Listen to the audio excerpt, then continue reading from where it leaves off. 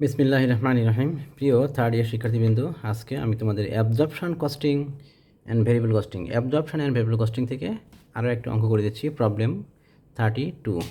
এখানে বলছে CDC limited produces a single product data for last year operations are as follows. দিয়ে বলছে কি ইউনিট প্রডিউসড, প্রোডাকশনের পরিমাণটা দেওয়া আছে মোট 21,500।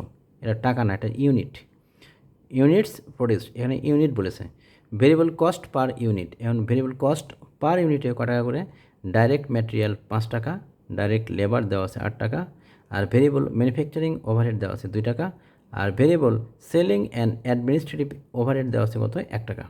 সেলিং অ্যাডমিনিস্ট্রেটিভ দেওয়া আছে কত? 1 টাকা। আচ্ছা, এবার এখানে নিচে বলেছে ফিক্সড ম্যানুফ্যাকচারিং ওভারহেড দেওয়া আছে 86,000 টাকা টোটাল, আর fixed selling and administrative overhead দেওয়া আছে 40,000 টাকা। এরা টোটাল, এই দুটো আবার যোগফল দেওয়া আছে কত? 1,26,000। এই তথ্যটা দিয়ে এখন আমাদের এখান থেকে নির্ণয় করতে বলেছে। অন্য অঙ্কের থেকে এটার রিকোয়ারমেন্টটা একটু ভিন্ন।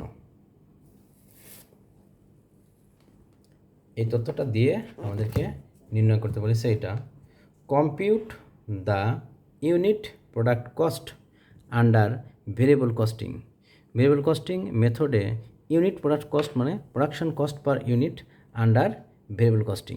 আমরা ভেরিয়েবল কস্টিংয়ে একটা ইউনিট তৈরি করতে কয় টাকা খরচ হয় সেটা বের করব। আর 2 নম্বরে বলেছে compute the unit product cost under absorption costing. আমরা অন্য অঙ্কে 1 নম্বর ওয়ার্কিং যে কাজটা করতাম, ওই 1 নম্বর ওয়ার্কিংটা আমাদের এখানে রিকোয়ারমেন্ট এ এবং রিকোয়ারমেন্ট বি আকারে দিয়েছে। দেখো, আমি অঙ্কটা সম্পূর্ণ সলিউশন করে দিচ্ছি, খেয়াল করো।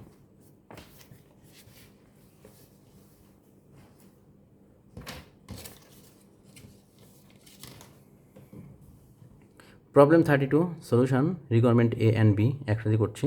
Calculation of manufacturing cost per unit under direct and absorption costing. আর প্রথমে লিখছে পার্টিকুলার্স, এটা আসবে, তারপরে কী হবে? ডাইরেক্ট কস্টিং আর অ্যাবজর্পশন কস্টিং। আমরা এ আর বি দুইটা এক ছকেই করে দিলাম, এর রিকোয়ারমেন্ট আর বি রিকোয়ারমেন্ট। প্রথমে লিখবো direct material cost per unit, কয় টাকা ছিল? 5 টাকা, দুটোতেই আসবে। Direct labour cost per unit 8 টাকা, এটাও দুটোতেই আসবে। তারপরে variable factory overhead per unit, যেহেতু ভেরিয়েবল কস্ট সুতরাং এটাও দুটোতেই আসলো। তারপরে fixed factory overhead per unit, এখানে টোটাল ফিক্সড ফ্যাক্টরি ওভারহেড দেওয়া আছে কত? 86,000। আর প্রোডাকশনের পরিমাণটা এই অঙ্কে দেওয়া আছে 21,500। যেহেতু নর্মাল ক্যাপাসিটি নাই, সুতরাং আমরা প্রোডাকশানকেই ধরে নিব নর্মাল ক্যাপাসিটি হিসেবে, এবং প্রোডাকশান দিয়ে আমরা ভাগ করব টোটাল ফিক্সড ফ্যাক্টরি ওভারহেডকে। ভাগ করলাম, ভাগ করে আসলো 4 টাকা। এই 4 টাকা আসবে কোথায়? একমাত্র অ্যাবজর্পশন কস্টিং মেথডে, কিন্তু ডাইরেক্ট কস্টিং এটা আসবে না। এই কয়েকটা যোগ করলাম, যোগ করে আসলো 19 টাকা, আর এই কয়েকটা যোগ করে পেলাম কত? 15 টাকা। এটা ছিল আমাদের অঙ্ক। টোটাল কস্ট পার ইউনিট পেয়ে গেলাম কত? ডাইরেক্ট কস্টিংয়ে 15 টাকা আর অ্যাবজর্পশন কস্টিংয়ে পেলাম 19 টাকা।